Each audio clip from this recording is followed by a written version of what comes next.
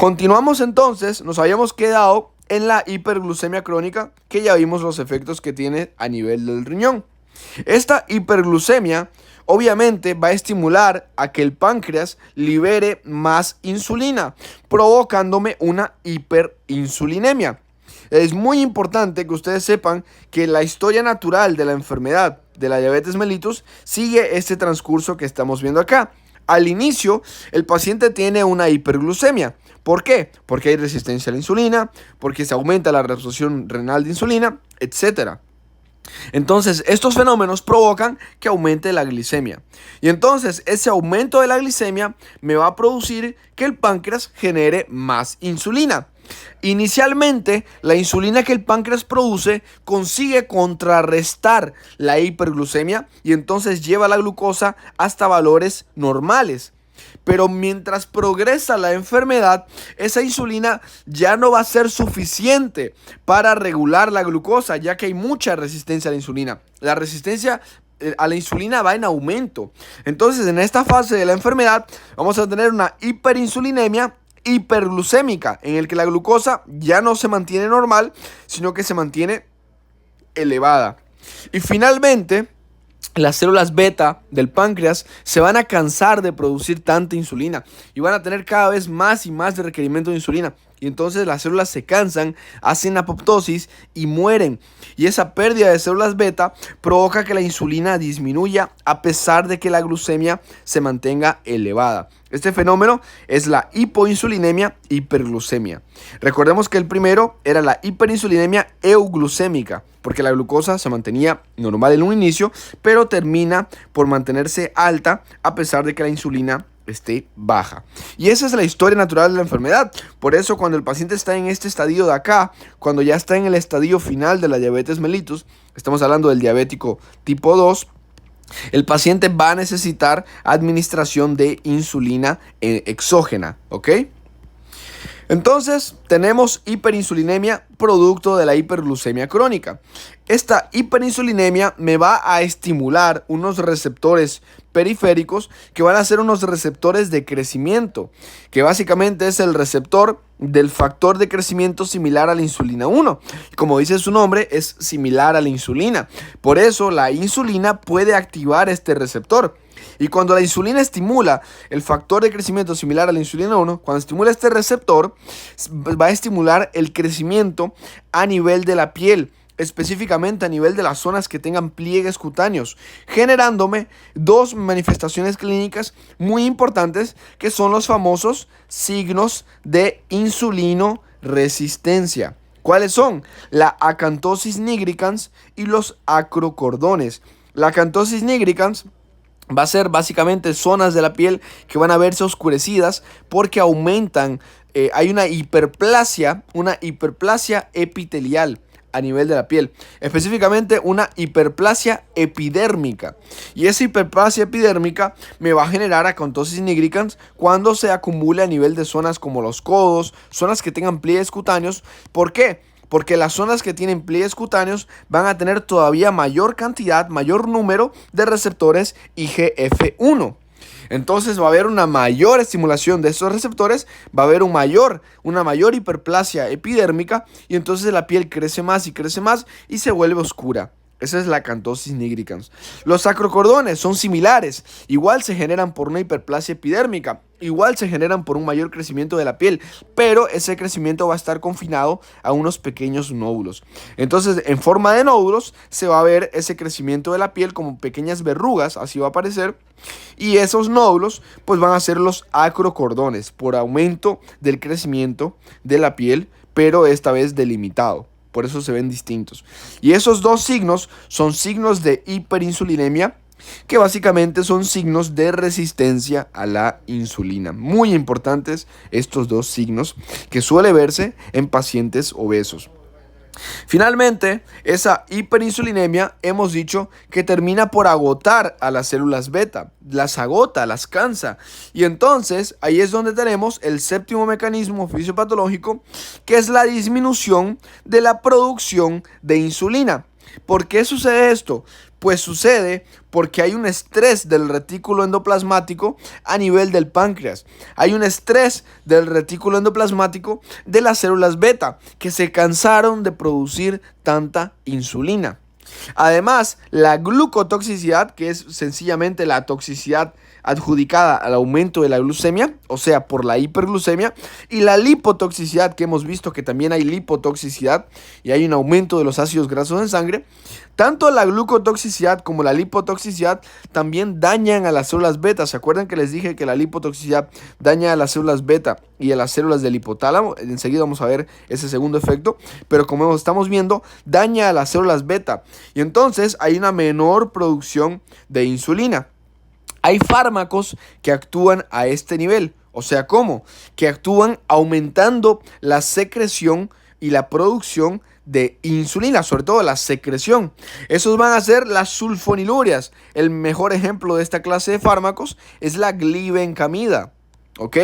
Y las sulfonilurias lo que van a hacer es literalmente estimular una mayor secreción de insulina. El problema es que puede llegar a producir hipoglicemia. ¿Ok?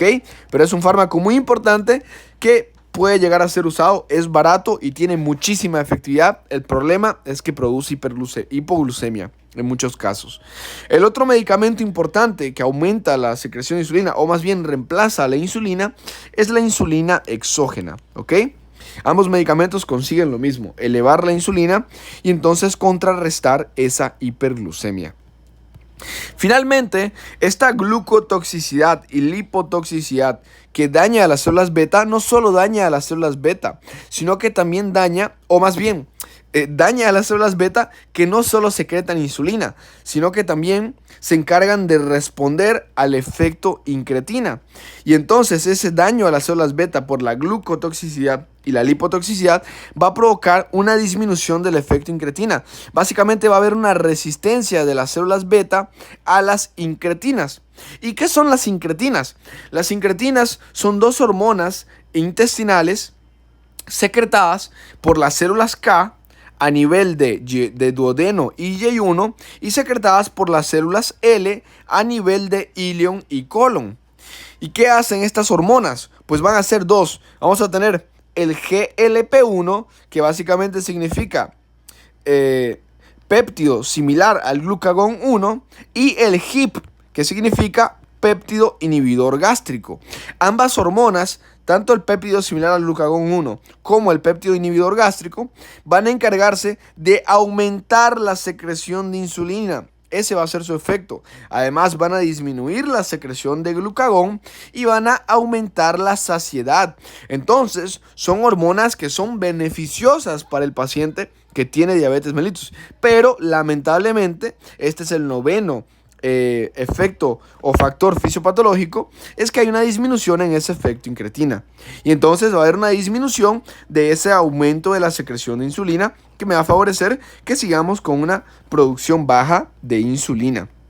Además, como no va a estar favoreciendo la disminución de la secreción de glucagón, entonces también vamos a tener aquí nuestro octavo mecanismo fisiopatológico, que es el aumento contrarregulador de la secreción de glucagón.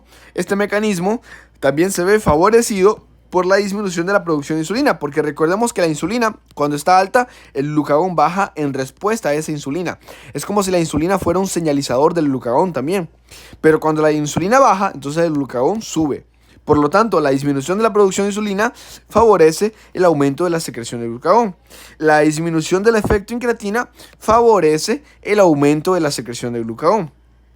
A este nivel del efecto incretina vamos a tener dos fármacos muy importantes que se encargan de revertir esta inestabilidad o disfunción del efecto incretina. El primero de ellos son los análogos GLP-1, que como indica su nombre, análogos, o sea, son fármacos que son muy similares al GLP-1 y estimulan los mismos receptores, entonces generan los mismos efectos que el GLP-1. Entonces este fármaco, los análogos GLP-1 me van a generar una mayor secreción de insulina, lo que es beneficioso en el paciente diabético, me van a generar una menor secreción de glucagón, que también es beneficiosa, y me van a favorecer una mayor saciedad en ese paciente, que también es beneficioso. De hecho, son excelentes fármacos para perder peso.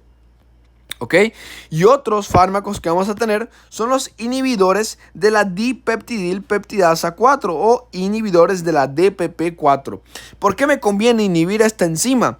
Pues resulta que la dipeptidilpeptidasa 4 se encarga de degradar a estas incretinas, las degrada, haciendo que su vida media en sangre sea menor, o sea, disminuye el efecto incretina. Pero si yo degrado o inhibo a esta enzima DPP4, entonces ella ya no va a poder degradar al GLP-1 y al GIP, y estos van a tener una mayor vida media en sangre y van a tener más efecto, lo que aumenta el efecto incretina, y son excelentes terapias farmacológicas para el tratamiento de la diabetes mellitus. Me faltó mencionar anteriormente el aumento de la gluconeogénesis. No sé si lo mencioné, creo que no. El aumento de la gluconeogénesis, dijimos que era la formación de glucosa por el hígado. Pues este es nuestro quinto mecanismo fisiopatológico. El aumento de la producción hepática de glucosa, ¿ok? Es otro mecanismo fisiopatológico y es producido justamente por esa resistencia a la insulina. Creo que me faltó mencionar ese detalle. Además de insulina, las células beta del páncreas también van a secretar amilina, que es una hormona parecida a la insulina, que va a tener dos efectos clave. El primero de ellos es que disminuye la secreción de glucagón, y el segundo es que también aumenta la sensación de saciedad. Al disminuir el efecto del glucagón, pues es beneficioso, ya que haría que el octavo mecanismo fisiopatológico no funcione. Pero como vamos a tener una disminución de la secreción de amilina, ¿por qué? Porque hay daño de las células beta, y son las células beta las que producen tanto insulina como amilina. Entonces vamos a tener también un déficit de secreción de la amilina, lo que va a hacer que no haya ninguna disminución en la secreción de glucagón y este siga elevado. Cuando el glucagón está elevado, cuando hay un aumento de la secreción de glucagón, el glucagón genera los mismos efectos contrarios a la insulina. Va a aumentar la gluconeogénesis, va a aumentar la glucogenólisis, aumentando la glucemia, y va a generar lipólisis, empeorando la lipotoxicidad. Esos son los efectos del glucagón. Finalmente, también dijimos que la amilina, el déficit de la secreción de amilina va a afectar a la saciedad, igual que lo hacía el déficit del efecto incretina.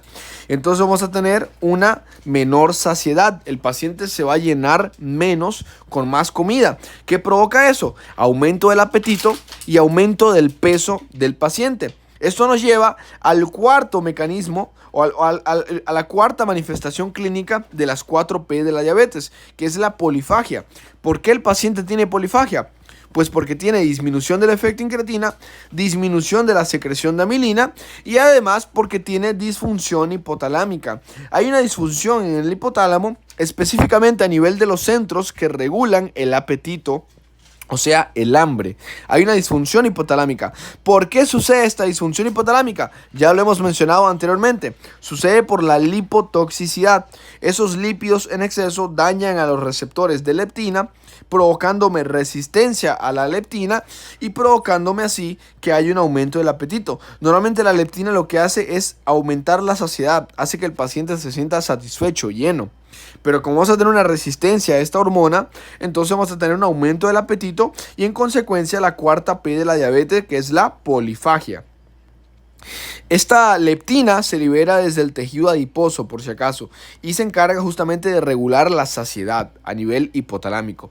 Pero vamos a tener una resistencia a ella y por tanto aumento del apetito, polifagia y también a veces aumento del peso. A pesar de que la pérdida de peso es una de las 4P, a veces también hay aumento del peso y el paciente solo se vuelve cada vez más obeso. ¿Ok?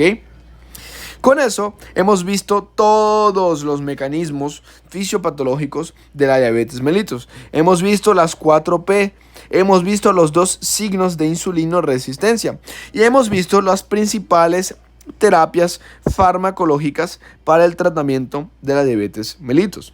En el siguiente video continuaremos con esta revisión de la diabetes mellitus, así que nos vemos en la próxima. Recuerda darle like a este video, déjame en comentarios de qué otro video, de qué otro tema quieres que hable en un próximo video, y sígueme también en YouTube, que estamos con el mismo nombre que en TikTok, Rincón del Interno. Si te molesta ver los videos en TikTok, ya que son largos, entonces míralos en YouTube con más calma, con más tranquilidad. Vete a mi canal de YouTube, dale like, suscríbete y mira los videos completos. Eso fue todo. Nos vemos en otro video del Rincón del Interno.